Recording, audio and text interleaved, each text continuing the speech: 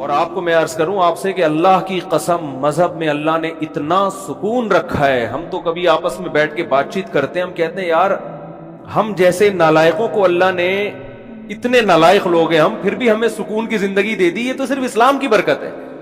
اگر ہماری زندگی میں یہ جو ٹوٹا پھوٹا مصنوعی سا اسلام, ہم اس کو حقیقی اسلام بھی نہیں کہہ سکتے, ہم کتنے پانی میں تو ہمیں پتا ہے, یہ نہ ہوتا ہم تو حیران ہوتے ہیں لوگوں کو دیکھ کے, یار یہ گھروں میں کیسے زندگی گزار رہے ہیں. تو وحشیانہ زندگی ہے, درندگی والی زندگی ہے, حیوانوں والی زندگی ہے. جب آخرت ہی نہیں ہے سامنے آپ کے, آپ کو مرنے کے بعد حیات کا یقین ہی نہیں ہے, جنت جہنم کا یقین نہیں ہے, اللہ سے ہونے کا غیر اللہ سے نہ ہونے کا یقین ہی نہیں ہے, تو آپ کی زندگی تو تباہ برباد ہو گئی. میں وہ تبلیغی جماعت والوں کی مثال لازمی دیتا ہوں. دیکھو اللہ سے ہونے کا یقین کی انہوں نے بڑی خاندانی مثال دی. پچھلے ہفتے ایک تبلیغی جماعت کے ایک سعودی عرب کے عالم آئے ہوئے تھے, مکہ کے عالم تھے.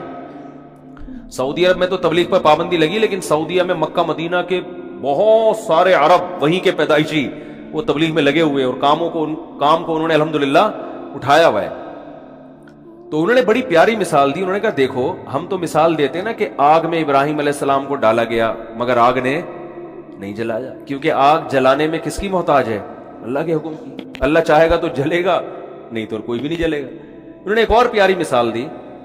انہوں نے کہا دیکھو موسیٰ علیہ السلام دوسرے کنٹری میں, آپ کسی کنٹری میں اجنبی ہو, روزگار نہیں ہے آپ کے پاس, اور آپ کہیں رشتہ لینے کے لیے پہنچ جاتے ہو, کوئی دے گا آپ کو؟ نیشنلٹی بھی نہیں ہے اس کنٹری کی. پھر آپ موسٹ وانٹیڈ بھی ہو, آپ بتاؤ بھائی, یعنی لڑکا آیا آپ سے پوچھنے کے لیے آپ کی بیٹی سے رشتے کا پیغام لے کر, آپ نے کہا کرتے کیا ہو؟ اس نے کہا فی الحال تو کچھ بھی نہیں کرتا, جاب تلاش کر رہا ہوں. آپ دو گے ایسے آدمی کو اپنی بیٹی؟ بولو نا. اچھا یہ بتاؤ یہاں کیسے آنا ہوا ہے بھائی؟ جیسے کے پی کے میں کوئی چلا گیا, کے پی کے والا, یا کراچی میں کوئی آیا کے پی کے سے, آپ پوچھ رہے بھائی کراچی میں کیسے آنا ہو؟ کہہ رہے وہ کے پی کے میں بندہ مار دیا تھا میں نے, غلطی سے مارا ہے, تو میں یہاں فرار ہو کر آیا ہوں. اب آپ دو گے؟ اب آپ دو گے؟ اس پہ مجھے ایک چٹکلا یاد آ رہا ہے, لیکن ادھر ادھر بیان چلا جائے گا. اب تو آپ بالکل بھی نہیں دو گے نا. اب بھائی تم پہ تو ویسے ہی کیس بنا ہوا ہے یار, میں اپنی بیٹی تمہارے حوالے کیسے کر دوں؟ نہ اس کنٹری کے ہو, چلو کراچی اور کے پی کے تو ایک ہی ملک ہے نا, دوسرے ملک سے آئے ہو تو اور عجیب ہو جائے گا. تو ایسے موقع پہ میرے بھائی شادی کے علاوہ دنیا کا ہر کام ہو سکتا ہے آپ کا. آپ جاب شاید کہیں مزدوری پہ آپ کو مل جائے, کچھ بھی ہو سکتا ہے, لیکن اس کنڈیشن میں گراؤنڈ ریئلٹی یہ کہتی ہے کہ آپ کی شادی نہیں ہو سکتی. لیکن موسیٰ علیہ السلام کی ٹھک سے شادی ہوئی ہے, ٹھیک ہے نا. تو انہوں نے بڑی پیاری مثال دی کہ یہ اس کی کتنی بڑی دلیل ہے کہ ہوتا کس سے ہے؟ اللہ سے ہوتا ہے. تو مایوس ہونا ہی نہیں ہے. جس آدمی کے پاس مذہب نہیں ہے وہ جب دیکھتا ہے اسباب کامیابی کے نہیں ہے تو مایوس ہونا شروع, کہتا اب تو مر گیا, اب تو کفر. اور جو اللہ پر ایمان رکھتے ہیں, توکل ہے بھائی, اللہ کامیاب کرنے میں اسباب کا محتاج نہیں ہے. قرآن میں بار بار ایک مضمون بہت زیادہ بیان ہوا ہے, وہ یہ کہ لِكَيْ لَا تَأْسَوْا عَلَى مَا فَاتَكُمْ وَلَا تَفْرَحُوا بِمَا آتَاكُمْ. کتنی بیلنس والی زندگی انسان کی گزرتی ہے. اللہ فرماتے ہیں کہ سب کچھ اللہ کے ہاتھ میں ہے. یہ اللہ تمہیں اس لیے بتا رہا ہے تاکہ کوئی چیز تمہیں نہ ملے تو اس پہ افسوس نہ کرو, اور مل جائے تو اترانے کی کوشش نہ کرو. ہو کیا رہا ہے دنیا میں؟ دنیا میں دو ہی قسم کے لوگ آپ کو زیادہ تر ملیں گے. کچھ ایسے ہوں گے جو تکبر سے اکڑے ہوئے ہوں گے نا, یہ میری گاڑی ہے, یہ میرا پرسنالٹی ہے, یہ میرا صحت ہے, اور یہ میرا بزنس ہے, یہ میرا بنگلہ ہے. جو کامیاب سمجھے جاتے ہیں دنیا میں, وہ ہر وقت کس میں لگے رہیں گے؟ شو بازی میں. وہ پیسہ بھی ہے ان کے پاس, عزت بھی ہے, شہرت بھی ہے, اور بینگے مارتے رہیں گے سارا دن بیٹھ کے. دوسرے وہ لوگ ہیں جو ہر وقت ناشکری کی باتیں, پیسے ہی نہیں ہے. وہ واقعہ تھا نا ہمارے حضرت نے کسی مولوی صاحب سے پوچھا کہ اتنا عرصہ ہو گیا شادی کیوں نہیں کی؟ کہ پیسے ہی نہیں ہے. حضرت ان کی نقل اتار کے بتائی, ایسے غمزدہ ہو کے انہوں نے کہا نا پیسے ہی نہیں. تو وہ ہر بات پہ کیا کہے گا؟ پیسے ہی نہیں, مہنگائی بڑھ رہی ہے, کیا کریں یار. تو وہ روتا. دو ہی طرح کے لوگ ملیں گے. اعتدال والے آپ کو مارکیٹ میں کم ملیں گے, یا تو خوشی میں اترا رہا ہوگا, دوسروں کو نیچا سمجھ رہا ہوگا, یا غم میں ڈپریشن میں جا رہا ہوگا. تو قرآن کیا کہتا ہے کہ سب کچھ کس کے ہاتھ میں ہے؟ اللہ کے ہاتھ. اور اللہ یہ تمہیں اس لیے بتا رہا ہے تاکہ جب خوشی ملے تو اتراؤ نہیں. اللہ 2 منٹ لگائے گا چھیننے میں اگر اللہ چاہے گا. سمجھتے ہیں نا؟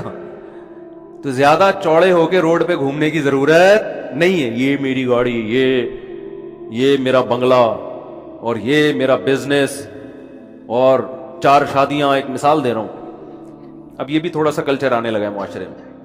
اور جناب یہ میرا بزنس دیکھو، یہ میری بلڈنگ ہے، اور یہ وغیرہ جو لوگ کر رہے ہوتے ہیں. میری صحت دیکھو، ڈولے دکھا رہے ہوتے ہیں نا ایسے کر کر کے.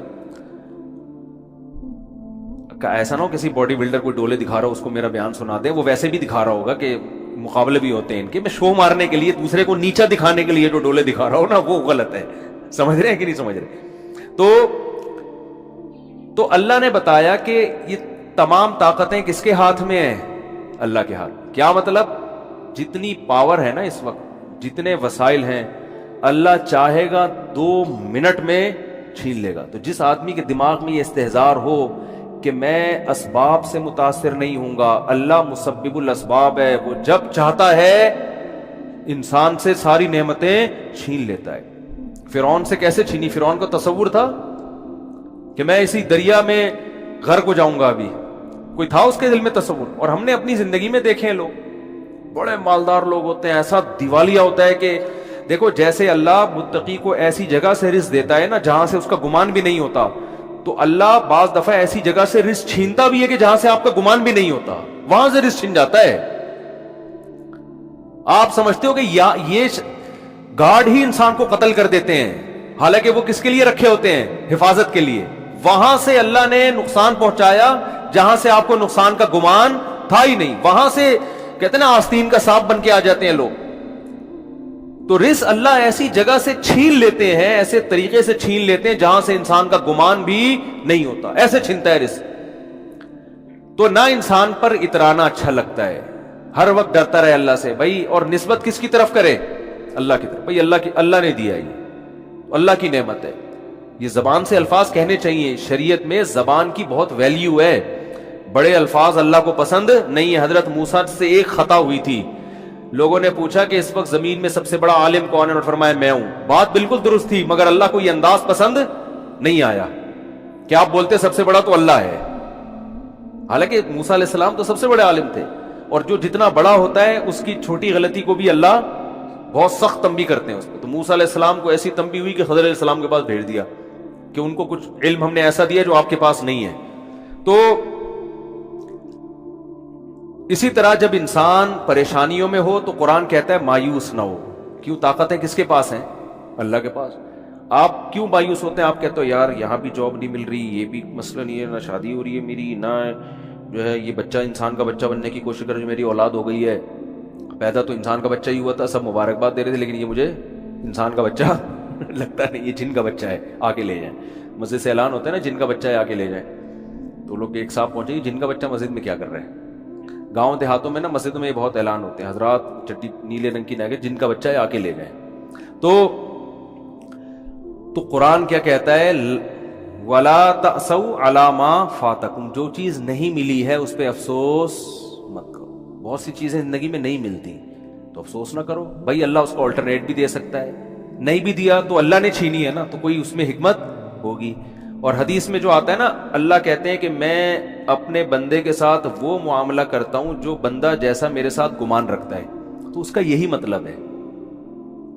لوگ کیا سمجھتے ہیں کہ یار ہم تو اللہ سے بہت گمان رکھتے ہیں کہ اتنی دولت اللہ ہم کو دے گا، لیکن اللہ تو دے ہی نہیں رہا. ہم تو 6 سال سے اللہ سے امیدیں لگا کے رکھے ہوئے پیسہ ملے گا ہمیں. تو حدیث میں تو آتا ہے جیسا گمان رکھو گے ویسا ہوگا. پیسے تو پان گٹکے کے نہیں نکلتے یار، ہم تو گمان رکھ رکھ کے تھک گئے. ہر حدیث کا ایک خاص مفہوم ہوتا ہے. مطلب حدیث کا یہ ہے کہ آپ کے ساتھ اگر ایسا لگ رہا ہے کہ غلط ہو رہا ہے، آپ کاموں میں ناکام ہو رہے ہیں، آپ اللہ سے اچھی امید رکھو کہ انشاءاللہ اسی میں خیر ہوگی، تو واقعی اس میں پھر خیر ہوگی. جیسے یوسف علیہ السلام کتنے غموں میں تھے نا، لیکن اللہ سے امیدیں لگا کے بیٹھے ہوئے تھے، اس میں میری خیر ہے. یعقوب علیہ السلام کے دونوں بیٹے بچھڑ گئے، لیکن کہہ رہے اعلم من اللہ ما لا تعلمون، میں اللہ کے بارے میں وہ کچھ جانتا ہوں جو تم نہیں جانتے، اس میں میری خیر ہوگی. ہوئی خیر کی نہیں ہوئی؟ لیکن اگر آپ الٹا سوچنا شروع کر دو گے. نبی صلی اللہ علیہ وسلم ایک صحابی کے پاس گئے، بوڑھے تھے، بخار میں تھے، تو آپ نے فرمایا لا باس طہور انشاء اللہ. یہ بخار حدیث میں آتا ہے جب بخار کی گرمی یہ جہنم کی آگ کو ٹھنڈا کرتی ہے. یہ جہنم کی آگ کو، یعنی حدیث میں کا مفہوم ہے کہ جو آخرت میں اللہ نے عذاب دینا ہے نا آگ کا، دنیا میں بخار کی شکل میں دے دیتا ہے اللہ اہل ایمان کو بعض دفعہ. تو کتنی بڑی نعمت ہے بخار کا ہونا. گناہ دھلتے ہیں. تو وہ انہوں نے کہا کہ نہیں یہ میرے گناہ معاف کرنے کے لیے نہیں، یہ ایک بوڑھے پہ مسلط ہو کے اس کو ستانے کے لیے آیا ہوا ہے. تو آپ نے فرمایا اب ایسا ہی ہوگا، اب یہ بخار گناہوں کی معافی کا ذریعہ نہیں بنے گا. تو یہ مطلب ہے کہ جیسا اللہ کے بارے میں آپ گمان رکھیں گے اللہ کا معاملہ آپ کے ساتھ ویسے. اس لیے غموں میں میرے بھائی زبان سے ناشکری کے الفاظ نہ نکالو. دیکھو غم میں ہائے ہوئے کرنا جائز ہے، یہ انسان کی نیچر ہے. رونا بھی جائز ہے. غم میں مسکرانا بڑا مشکل کام ہوتا ہے، یہ نیچر کے خلاف ہے. ایک دفعہ کیا ہوا، ایک صاحب کے ایک خاتون تھی، ان کے شوہر شہید ہو گئے کہیں ٹارگٹ کلنگ میں یا کسی بھی حادثے میں، ابھی مجھے پورا واقعہ یاد نہیں ہے، یا کوئی آرمی میں تھے بارڈر پہ شہید ہو گئے، واللہ عالم. بہت پرانا واقعہ ہے، مجھے واقعے کی روح یاد رہ جاتی ہے نا، پورا وہ ایک ایک چیز تفصیل سے یاد نہیں ہوتی. اب کیا ہے کہ ان کے گھر میں جب خبر لے کر آئے ہیں کہ تمہارے شوہر شہید ہو گئے، تو خبر لانے والا اتنا بیوقوف آدمی، اس نے کہا آپ کے لیے خوشخبری ہے کہ آپ شہید کی بیوہ بن گئی ہیں. اب اس بیچاری کو مجبور کیا مٹھائی کھاؤ اور مٹھائی کھلاؤ. محلے میں مٹھائیاں بٹوائی جا رہی ہیں. لوگ بھی کہہ رہے ہیں یار ماشاءاللہ دیکھو کیسا حوصلہ ان لوگوں کا کہ شہید پہ خوشی منا رہے ہیں. بھائی ٹھیک ہے اللہ نے بہت بڑا مقام دے دیا، لیکن چاہے شوہر جنت میں ہی گیا ہو، عورت سے شوہر جدا تو ہو گیا نا. اب وہ بیچاری جو اس کے ریلیٹیو ہے نا، انہوں نے مجھے بتایا کہ وہ رو بھی رہی ہے اور اس کو کہہ رہے ہیں رونا نہیں ہے، رونا نہیں ہے، گناہ ملے گا، گناہ ملے گا. تو یہ کیا ہے؟ یہ بالکل شریعت کے خلاف تعلیمات ہے.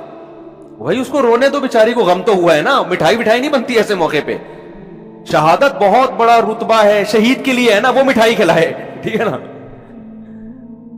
تو اس کو تو کھلا نہیں سکتے، قبر میں جا کے لڈو کھلائیں اس کو. اس کے لیے تو ہے، پیچھے رہ جانے والوں کے لیے تو غم ہے نا کہ آپ کا محبوب آپ سے بچھڑ گیا، بھلے جنت میں ہی گیا ہو، آپ سے تو بچھڑ گیا نا. ارے آپ کا جگری دوست امریکہ جا رہا ہو، خوش ہو، آپ پھر بھی رخصت کرتے ہوئے روتے ہو اس کو کہ بیٹا امریکہ جا رہا ہے. مائوں کی تمنا تھی میرا بچہ امریکہ میں جائے، کماؤ پوت بنے، پیسے کما کے بھیجے، لیکن جس دن جا رہا ہوتا ہے اس دن ماں خوش ہو رہی ہوتی ہے، رو رہی ہوتی ہے کہ بھائی مجھ سے تو بہرحال جدا ہو رہا ہے نا. باپ بھی پریشان ہوتا ہے، ماں بھی پریشان ہوتی ہے. تو یہ ایک بیٹیاں جب گھر سے رخصت ہوتی ہیں، اور آسان مثال، ماؤں نے خود شادی کرائی ہوتی ہے، ماؤں نے خود رشتہ طے کیا ہوتا ہے، وظیفے پڑے ہوتے ہیں، لیکن جس دن بچی رخصت ہوتی ہے ماں رو رہی ہوتی ہے، ہنس رہی ہوتی ہے. بولو نا. اب کوئی اس پہ اعتراض کرے، لو اتنی مشکل سے رشتہ ملا، یہ تو رو رہی ہیں، واپس کرو اس رشتے کو، بھائی لے کر آوے، چل بھائی دفعہ یہاں سے. کیا خیال ہے؟ 50-50 یاد آتا ہے ایسے موقع پہ نا. کیمرہ لگا ہوا تھا، روتے ہوئے رخصت کیا نا ماں نے بیٹی کو. ڈرامے بھی ہوتے ہیں نا. تو وہ کیمرہ مین نے بتایا کہ کیمرہ آن کرنا بھول گیا تھا. اس نے کہا کم بخت اتنی مشکل سے کیونکہ یادگار ہوتی ہے نا، ساری زندگی دیکھنا ہے. اگر وہ نہیں روئے گی تو جب شادی کی ویڈیو بعد میں جا کے دیکھیں گے، بولیں گے یار کیسی ماں ہے، روئی نہیں رہی، بچی رخصت ہو رہی ہے گھر سے.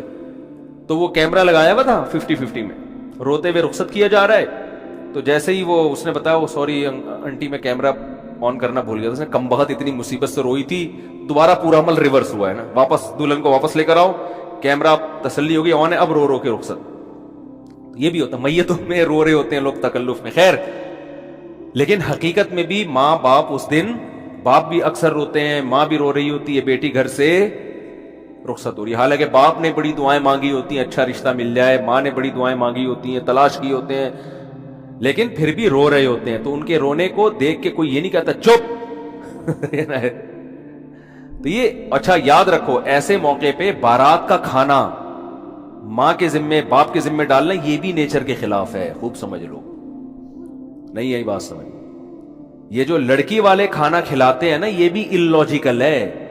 وہ قومیں جن پر انگریز نے حکومت نہیں کی ہے، یا ہندوؤں کے ساتھ وہ قومیں نہیں رہی ہیں، ان میں آپ کو بارات کے کھانے کا تصور نہیں ملے گا.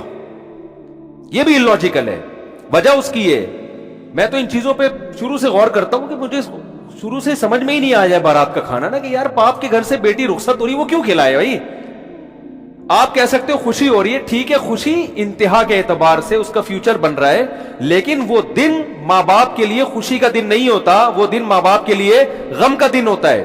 این اس دن پہ کھانا کھلانا اور کھانا کھلانے کو یعنی ان کو مکلف بنانا کہ اس دن کو سیلیبریٹ کریں، یہ نیچر کے خلاف ہے۔ میں نے تو یہ بات شروع سے کر رہا تھا۔ پھر یہ جو ہمارے وزیرستان کے پٹھان لوگ ہیں، مسعودی قوم اور دوسری قومیں، مسعود قوم ہے نا اور دوسری قومیں، میں نے ان میں جا کے ریسرچ کی، میرے شاگرد بھی ہیں بہت سے وزیرستان کے۔ میں نے کہا یار تمہارے یہاں بارات کا کھانا، میں نے ان کو اپنا فلسفہ نہیں بتایا کہ میری رائے یہ کہ یار یہ نیچر کے خلاف لگتا ہے مجھے یہ کام، میں نے اپنا نہیں بتایا تاکہ ایسا نہ ہو کہ وہ جو آگے بیان دیں اس میں مجھے خوش کرنے کے لیے کوئی غلط بیانی سے کام لیں۔ تو میرے شاگرد ہیں وزیرستان کے، انہوں نے بتایا کہ مجھے کہا کہ ہمارے ہاں جب بہن بیٹی رخصت ہوتی ہے تو وہ غم کا دن ہوتا ہے، وہ خوشی کا دن۔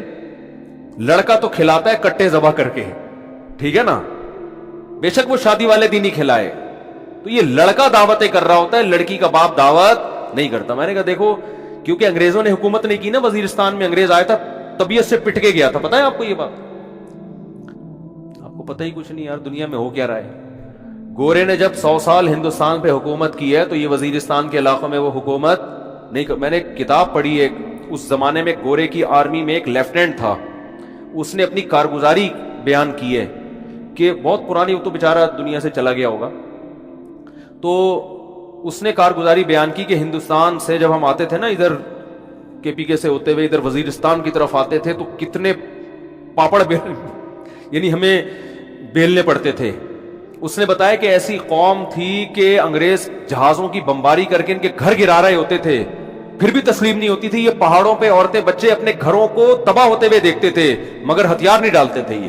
یہ اس کے الفاظ ہیں لیفٹیننٹ کے جو میں نے خود پڑھے ہیں، کہ اتنے بہادر لوگ تھے کہ جہازوں کی بمباری ہو رہی ہے، برٹش طیارے آ رہے ہیں، گھروں کو تباہ کر رہے ہیں، کہہ رہے ہیں اپنے گھر کے تباہ ہونے کا تماشا دیکھتے تھے، پہاڑوں پہ عورتوں اور بچوں کو لے جاتے تھے بمباری سے بچنے کے لیے، لیکن یہ ہتھیار ڈال کے تسلیم نہیں ہوتے تھے۔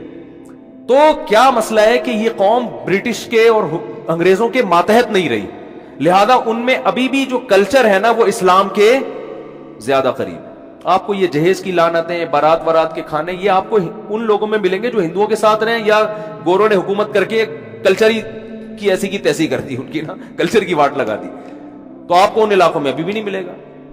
تو وہاں وہ نہیں، نہ جہیز ہے وہاں پہ اور نہ وہاں آپ کو یہ ملے گا کہ بارات کے کھانے ملیں گے۔ اگر شادی کے موقع پہ کھانا ہو بھی رہا ہوتا ہے تو وہ لڑکا کر رہا ہوتا ہے، ابھی بھی وہاں لڑکے کا خرچہ نکاح پہ زیادہ ہوتا ہے، لڑکی والوں کا نہیں ہوتا۔ اور ہمارے یہاں کیا ہوتا ہے، لڑکا صرف 25,000 ٹوٹل، بہت بڑا مہر آج کل جو مارکیٹ میں چل رہا ہے، وہ کیا چل رہا ہے، 25,000 مہر۔ میں تو نکاح پڑھاتا رہتا ہوں نا صبح شام، 25,000 مہر اس کے ہوگا جس کی 25 لاکھ تنخواہ ہوگی، سکہ رائج الوقت بھی لکھا ہوا ہوتا ہے آگے سے، کہیں ایسا نہ ہو روپے سے کوئی اور ملک کی کرنسی مراد لے جائے۔ سکہ وہ والے 25,000 جو مارکیٹ میں چل رہے ہیں، جس سے 6 درجن انڈے آ سکتے ہیں یا تھوڑا زیادہ کر لیں آپ۔ اور لڑکی والوں کا بیڑا غرق ہو رہا ہے کہ نہیں، وہ شادی دفتر کی فیس بھی ان کی الگ اور پھر وہ جہیز بھی الگ، اور جو بھی اب تو لڑکیاں جاب کر کر کے بھی میاں کو کھلا رہی ہیں۔ تو خیر، تو یہ بھی جو بارات کا کھانا ہے نا، اس کو بھی حوصلہ شکنی کریں، اس کی کوئی تک نہیں بنتا۔ باپ اس دن غمزدہ ہوتا ہے، بیٹی گھر سے رخصت ہو کے جا رہی ہوتی ہے، ہاں باپ خوش ہو رہا ہے کہ چلو جان چھوٹ رہی ہے، وہ ایک الگ بات ہے، لیکن وہ بچی کے مستقبل کے لیے رخصت تو کر رہا ہوتا ہے، لیکن ان کے گھر سے ایک ان کے جگر کا ٹکڑا رخصت ہو رہا، وہ خوش نہیں ہوتے اس دن۔ تو اس لیے وہ ولیمہ میں اگلے دن جا کے کھائیں اسی کے گھر جا کے، یہاں نہ، یہاں کچھ نہیں کرو، یہاں بس نکاح ہوا اپنی امانت ہے بھائی، جیسے وہاں وزیرستان وغیرہ میں ایسا ہی ہوتا ہے، نکاح ہو گیا تمہاری امانت ہے بھائی، لاؤ ماں کو لے کر آؤ، بہن کو لے کر آؤ، رخصت کر کے گھر لے جاؤ، فائرنگ بھی تم ہی کرو گے، پٹاخے بھی تم ہی پھوڑو گے، ٹھیک ہے نا، فائرنگ بھی کرو، پٹاخے بھی پھوڑو، جو بھی کرنا ہے، اگلے دن ولیمہ بھی تمہارے گھر ہوگا، آ رہے ہم لوگ بھی وہیں پہنچ جائیں گے، آپ کے مہمان ہیں، ہم آ جائیں گے کھانے کے۔ تو یہ بالکل ہی الٹی کہانی چل رہی ہے، کچھ کھوپڑی میں آنے والی نہیں ہے۔